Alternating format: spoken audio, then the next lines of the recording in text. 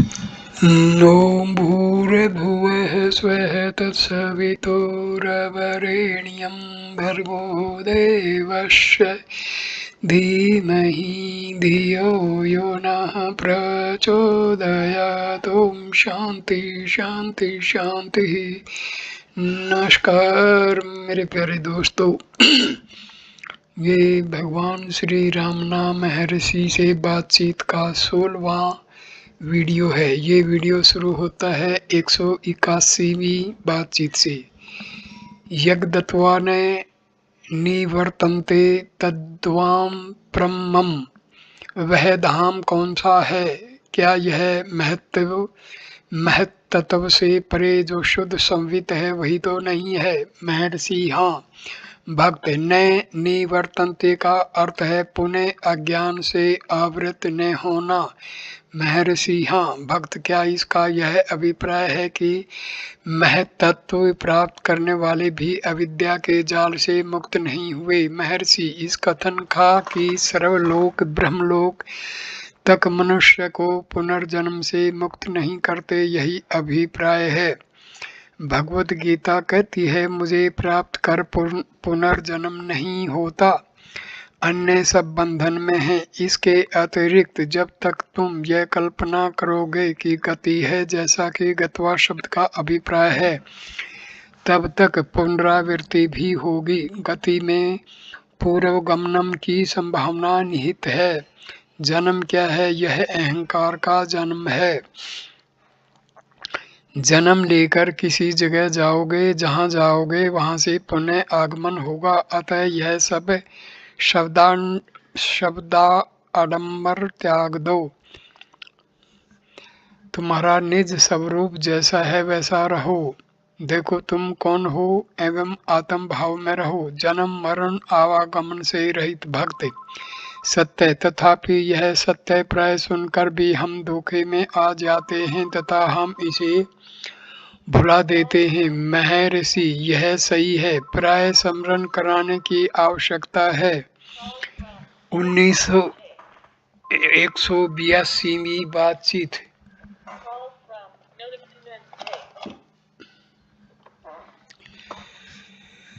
दिन में एक रोचक फोटो गुम हो गया। श्री भगवान इससे चिंतित प्रतीत हुए। श्री फ्राइडमैन ने जिज्ञासा की कि महर्षि इन सब विषयों को कैसे देखते हैं।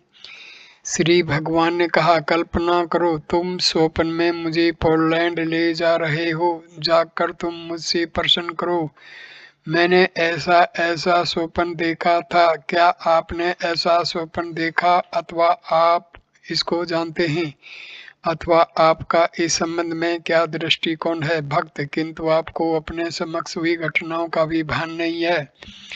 महर्षि ये सब मन की चेष्टाएं हैं तथा ये प्रश्न भी।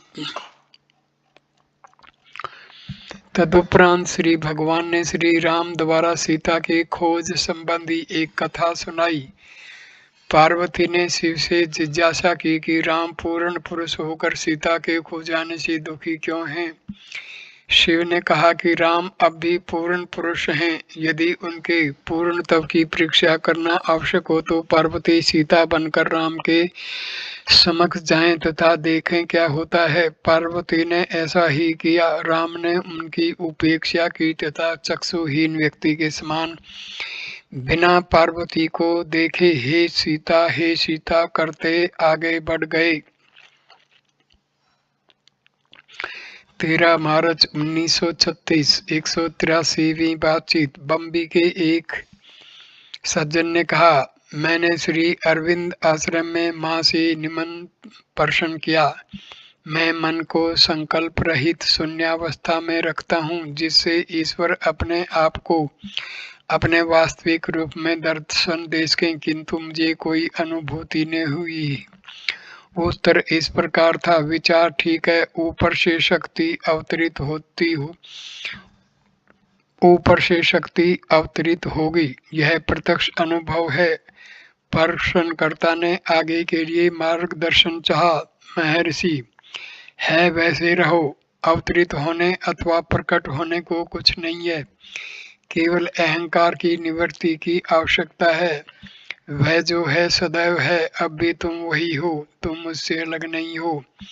तुम शून्य देखते हो, शून्य को देखने हेतु तुम वहाँ हो, तुम किसकी प्रतीक्षा करते हो? यह संकल्प मैंने दर्शन नहीं किया तथा दर्शन की आशा एवं कुछ प्राप्ति की इच्छा, यह सभी अहंकार की चेष्टाएं हैं। तुम अहंकार के जाल में फंस गए हो। यह सब अहंकार कहता है तुम नहीं, जैसे हो वैसे रहो और कुछ नहीं।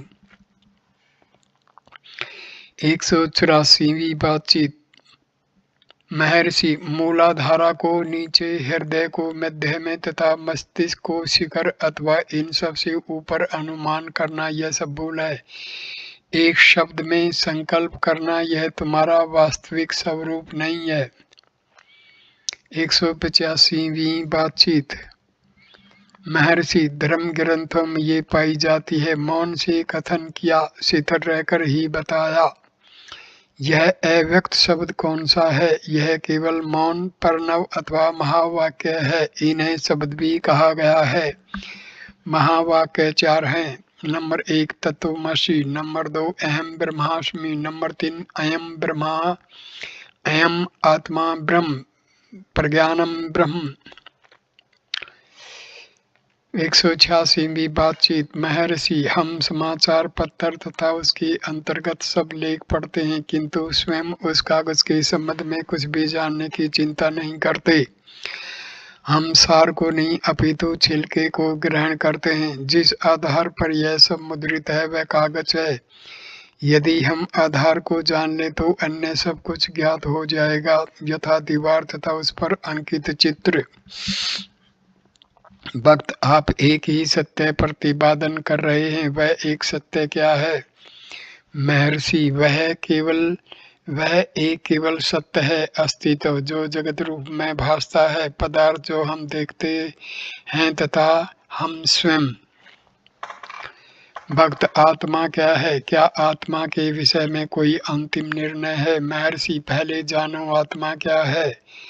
जब हम आत्मा को जानेंगे तब यह प्रश्न ही नहीं रहेगा कि इसका अंतिम निर्णय है या नहीं है।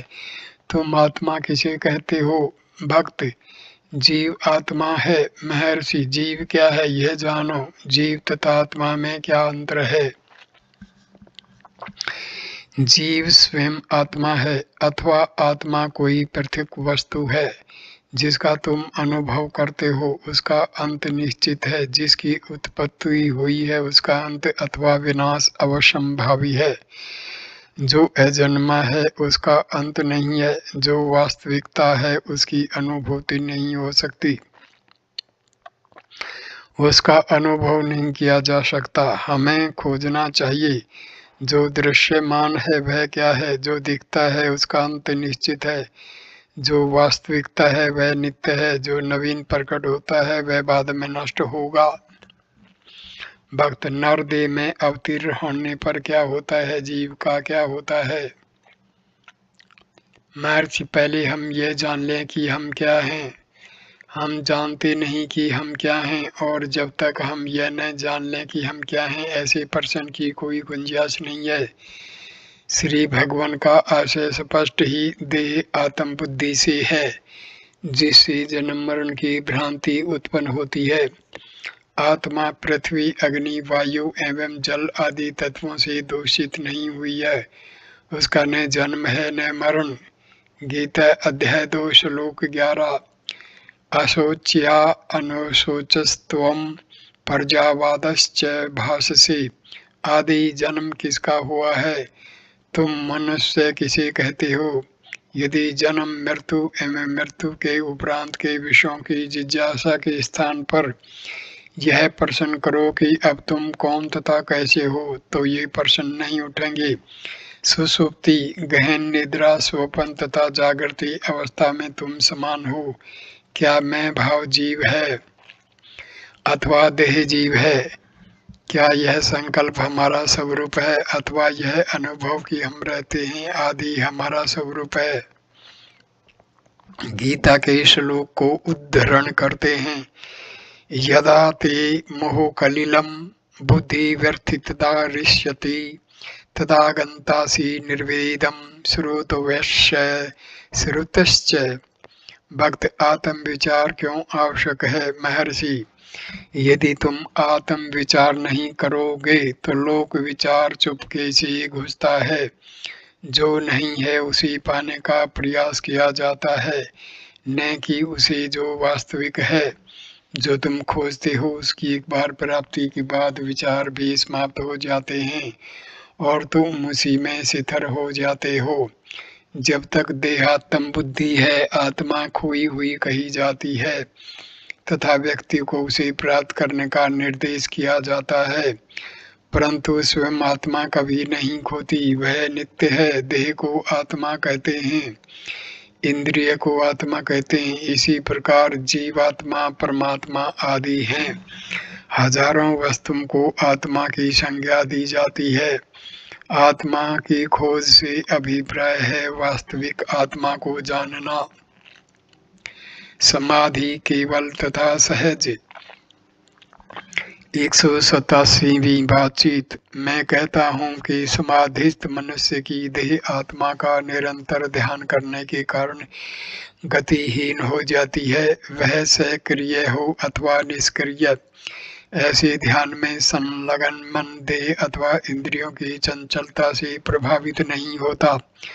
शारीरिक क्रिया से पूर्व मन की चंचलता आवश्यक नहीं होती। एक मत यह भी है कि शारीरिक चंचलता निर्विकल्प समाधि नहीं होने देती। आपका क्या मत है? मैंने जो कहा है उसके आप साक्षात प्रमाण हैं। महर्षि, तुम दोनों ठीक ही हो। तुम सहज निर्विकल्प के बारे में कहते हो, दूसरा केवल निर्विकल्प के संबंध में। एक अवस्था में मन आत्मा के प्रकाश में लीन रहता है, जबकि सुषुप्ति में मन अज्ञान के अंधेरे में पड़ा रहता है। साधक दोनों में अंतर देखता है। समाधि टूटने पर प्रारंभ होती क्रियाशीलता, शारीरिक बेचैनी, दृष्टि, प्राण, मन की चंचलता, दृश्यों तथा क्रियाओं का भान, यह सब उसे बाधाएं हैं। किंतु सहज समाधि में स्वयं मन आत्मा में घुल गया है एवं नष्ट हो गया है। इस अवस्था में उपरोक्त अंतर तथा बाधाओं का अस्तित्व नहीं रहता है। ऐसे कार्य निद्रात बालक के आहार ग्रहण की तुल्य हैं, जिसका दर्शक को भान होता है किंतु स्वयं उसको नहीं होता। सोते हुए गाड़ीवान को गाड़ी के चलने का भान नहीं होता, क्योंकि उसका मन अंधकार में लीन है। इसी प्रकार सहज ज्ञानी को अपने दैहिक कार्यकलापों का कोई भान नहीं होता, क्योंकि उसका मन मृत हो चुका है। मन चिदानंद आत्मा की समाधि में घुल चुका है। उपरोक्त प्रश्न में ध्यान तथा समाधि को ठीक प्रकार से वर्णन नहीं किया है। ध्यान में मन को उसमें करने के लिए कठिन प्रयास आवश्यक है, जबकि समाधि सहज व बिना प्रयास की। सुषुप्ति पहला जीवित मन, केवल पहला जीवित मन, सहज पहला मृतक मन। सुषुप्ति दूसरा विस्मृति में डूबा हुआ, केवल दूसरा प्रकाश में डूबा हुआ सहज, दूसरा आत्मा में घुला हुआ केवल, तीसरा कुएं के जल में लटकी में रस्सी के बाल्टी के समान सहज में, तीसरा उस रीता के समान जो सहज में पानी समुद्र में मिलकर अपना अस्तित्व समाप्त कर चुकी है, केवल चौथा रस्सी के दूसरे छोर से खींची जाने वाली सहज सरिता समुद्र में से पुनः वापस लौटने में असमर्थ है। 188वीं बातचीत। केवल जागरूकता मन का सार है, किंतु जब अहंकार इस पर आधिपत्य कर लेता है, यह तर्क, संकल्प तथा अनुभूति का संस्थान बन जाता है। किंतु समष्टि बुद्धि अहंकार से सीमित न होने के कारण स्वयं से पृथक कुछ भी नहीं होती तथा इस कारण वह केवल भान मात्र है। बाइबल के I am that I am अस्तित्व ही मैं हूँ का यही अभिप्राय है। अहंकार से ग्रस्त हुआ मन अपनी शक्ति धीरे धीरे नष्ट कर चुका है तथा कष्टदायक संकल्पों का दमन करने में अत्यंत दुर्बल हो गया है। अहंकार रहित मन गहन एवं स्वपन रहित निद्रा में प्रसन्न रहता है। इसलिए निश्चय ही आनंद तथा दुख मन की वृत्तियां मात्र हैं, किंतु दुर्बल व्यक्ति को सबल व्यक्ति से बदलना सहज नहीं है। क्रिया दुर्बलता है अतः दुखदायक होती है, निष्क्रियता शक्ति है अतः आनंददायक है। सुसुप्त शक्ति प्रकट नहीं है अतः उसका उपयोग नहीं होता। समष्टि बुद्धि किसी दुर्लभ सत्पुरुष में अभिव्यक्त होकर अन्य जीवों के दुर्बल मन को सबन विराट मन से संपर्क कराने में समर्थ होती है। ऐसे दुर्लभ सत्पुरुष को सद्गुरु अथवा ईश्वर का प्रागट्य कहते हैं।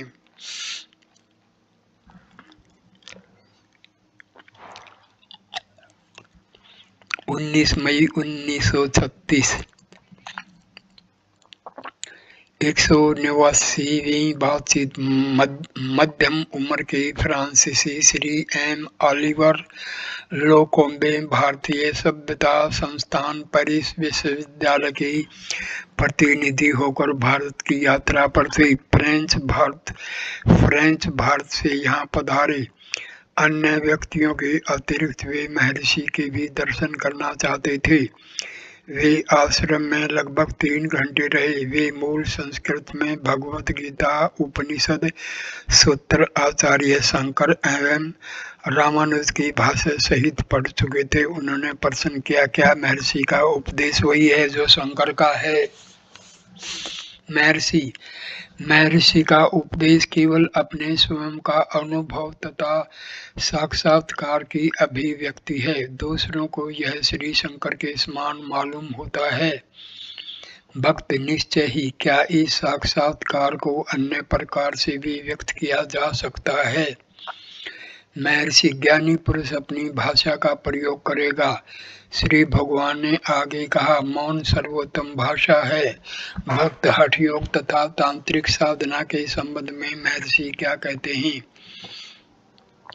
महर्षि प्रचलित पद्धतियों में से महर्षि किसी की आलोचना नहीं करते।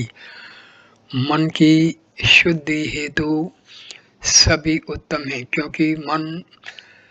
क्योंकि शुद्ध मन ही उनकी पद्धति का ग्रहण करने में तथा दृढ़तापूर्वक उसका अभ्यास करने में समर्थ है। भक्त कार्य, ज्ञान, भक्ति अथवा हठ आदि भिन्न योगों में सर्वोत्तम कौन सा है? महर्षि उपदेश सार का 10वां छंद देखिए। आत्मा में स्थिर रहना ही इन सब के उच्चतम भाव के तुल्य है। महर्षि ने फिर कहा, स्वपन रहित सुषुप्ति में न जगत है, न अहंकार और न दुख, किंतु आत्मा रहती है। जागृति में इन सब के रहते हुए भी आत्मा विद्यमान है। आत्मा के सदोदित प्रसाद का साक्षात करने हेतु केवल अस्थायी घटनाक्रम निवारण करना है। तुम्हारा स्वरूप आनंद है। पहले ये सब नान तब जिस आधार पर उमड़ रहे हैं इसको ज्ञात करो और तुम उसका आधार बने रहो। भक्त सत्य है। आशय यह है कि नित्य सिद्ध आत्मा का साक्षात करने हेतु सीमित अनात्मा का निवारण करना है। यही शंकर का कथन है, न ग्रहण करना है न त्यागना। महर्षि ऐसा ही है। अलग से कहा यह समझते हैं। भक्त एक साधक सामान्यतया कर्म किस प्रकार करे? महर्षि स्वयं को कर्ता न मानते हुए, उदाहरणार्थ जब तुम पेरिस में थे तब क्या तुम्हारा संकल्प यह इस जगह आने का था? भक्त नहीं। महर्षि तुमने देखा कि तुम बिना संकल्प के ही कर्म कर रहे हो। गीता के अनुसार कोई मनुष्य बिना कर्म किए नहीं रह सकता। जिस उद्देश्य से व्यक्ति को जन्म हुआ है वह पूरा होगा, चाहे तुम उसे पसंद करो अथवा न करो। उद्देश्य को पूरा होने दो। भक्त इतनी पद्धतियों का वर्णन क्यों किया गया है? उदाहरणार्थ श्री रामकृष्ण के मत से मोक्ष हेतु भक्ति सर्वश्रेष्ठ साधन है। महर्षि, यह सब साधक की दृष्टि बिंदु पर निर्भर करता है। तुमने गीता का अध्ययन किया है। श्री कृष्ण कहते हैं, ऐसा समय कभी नहीं था जब मैं, तुम तथा ये राजा नहीं थे। क्या ऐसा भी नहीं है कि ये भविष्य में नहीं होंगे? जो असत्य है वह कभी नहीं रहता, परंतु जो सत्य है वह कभी नष्ट नहीं होता। जिसकी सत्ता थी, अभी भी तथा भविष्य में भी रहेगी। पुनः इस सत्य का उपदेश मैंने आदित्य को किया। उसने इसका मनु आदि को उपदेश दिया। अर्जुन ने जिज्ञासा की, ऐसा कैसे हो सकता है? आप कुछ वर्ष पूर्व अपनी हाल में जन्मे हो, आपने आदित्य को कैसे उपदेश दिया होगा? श्री कृष्ण का उत्तर था, हाँ, पूर्व में हमारे अनेक जन्म हो चुके हैं। मैं अपने जन्म जानता हूँ, जबकि तुम अपने नहीं जानते। उन पूर्व के जन्मों में क्या हुआ यह मैं तुमको कहता हूँ। देखो, जो कृष्ण यह कह रहे थे कि न तो मैं था, न तुम थे, न ये राजा थे, अब कहते हैं कि पूर्व में उनके अनेक जन्म हो चुके हैं। कृष्ण ने अपनी बात का खंडन नहीं किया है, तथापि ऐसा प्रतीत होता है वे अर्जुन के दृष्टिकोण के सदृश होकर उसी के स्तर पर बात करते हैं। इसी प्रकार समानांतर अंश बाइबल में है, जहाँ ईसा कहते हैं, अब्राहम थे, उससे पहले मैं हूँ। ज्ञानियों की वाणी समय, स्थान, जन साधारण तथा अन्य परिस्थितियों के अनुसार होती है। यात्री ने कहा, वे दुख के साथ जा रहे हैं। महर्षि ने मुस्कुराते हुए बीच में टोकते हुए कहा, न जाना है न आना है। फ्रांसिस ने तुरंत ही कहा, वे महर्षि देश काल से परे हो चुके हैं, वे पांडिचेरी लौट गए। मैं इस वीडियो को यहीं पर विराम देता हूँ। अगला वीडियो 17वां वीडियो 190वीं बातचीत से शुरू होगा। नमस्कार दोस्तों, धन्यवाद।